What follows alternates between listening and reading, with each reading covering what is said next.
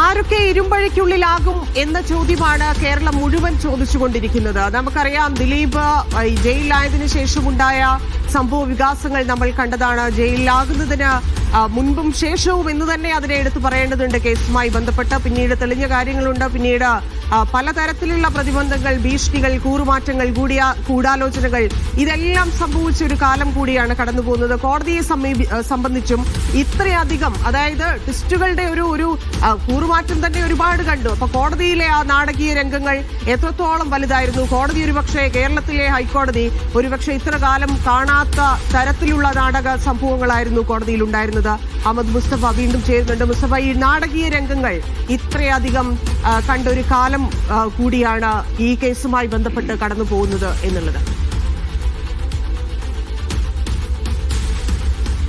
തന്നെ നമുക്കറിയാം, ഈ കേസിൽ ഏറ്റവും സുപ്രധാനമായ ഒരു തെളിവ്, ഒന്നാമത് ഈ ദൃശ്യങ്ങൾ പകർത്തിയ ഫോൺ ഇതുവരെ കണ്ടെടുക്കാൻ കഴിഞ്ഞിട്ടില്ല. പകരം ആ ദൃശ്യങ്ങൾ ആ ഫോണിൽ നിന്ന് ഒരു മെമ്മറി കാർഡിലേക്ക് പകർത്തിയെന്നാണ് പ്രോസിക്യൂഷൻ കേസ്.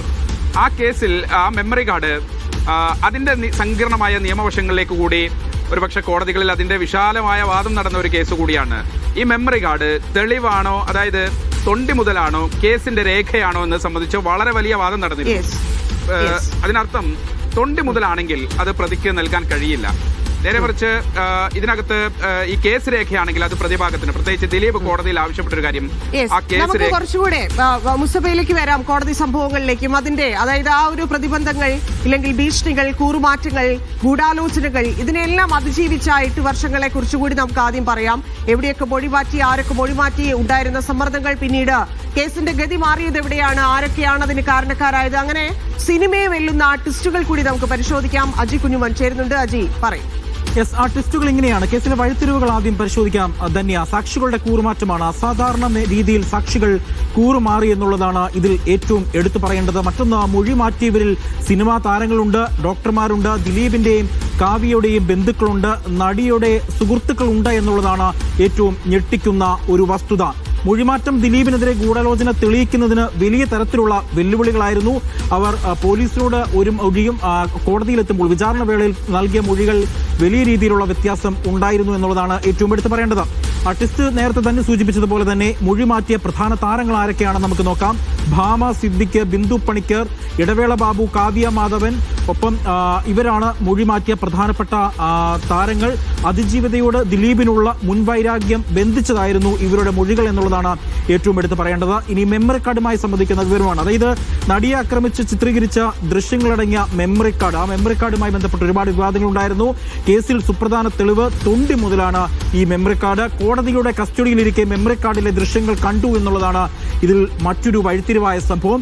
തെളിവ് കാർഡിന്റെ ഹാഷ് വാല്യൂ മാറിയത് എന്നുള്ളതാണ് ഏറ്റവും എടുത്ത് പറയേണ്ടത്. ദൃശ്യങ്ങൾ കണ്ടത് 2018 ജനുവരി ഡിസംബർ മാസങ്ങളിലും 2021 ജൂലൈയിലുമെന്ന് ഫോറൻസിക്കിന്റെ റിപ്പോർട്ടും ഉണ്ടായിരുന്നു.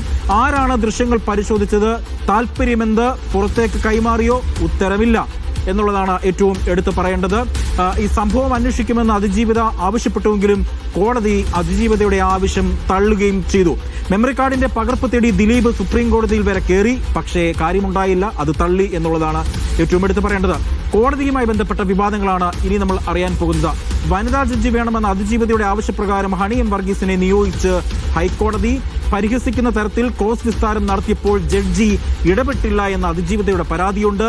മാനസികമായ വലിയ രീതിയിലുള്ള ബുദ്ധിമുട്ടുകൾ അതിജീവിതയ്ക്ക് ഉണ്ടായിട്ടുണ്ട് എന്നും അതിജീവിതയ്ക്ക് വേണ്ടി അഭിഭാഷകർ വാദിക്കുകയും ചെയ്തു. ജഡ്ജിയുടെ പെരുമാറ്റത്തിൽ അതൃപ്തി പ്രകടിപ്പിച്ച് 2 പ്രോസിക്യൂട്ടർമാരാണ് ഈ കാലയളവിൽ രാജിവെക്കുന്നത്. പിന്നീട് ജഡ്ജി ഹണി എം വർഗീസിനെ മാറ്റണമെന്ന അതിജീവിതയുടെ ആവശ്യം നിരസിക്കപ്പെട്ടു എന്നുള്ളതാണ് എടുത്തു പറയേണ്ടത്.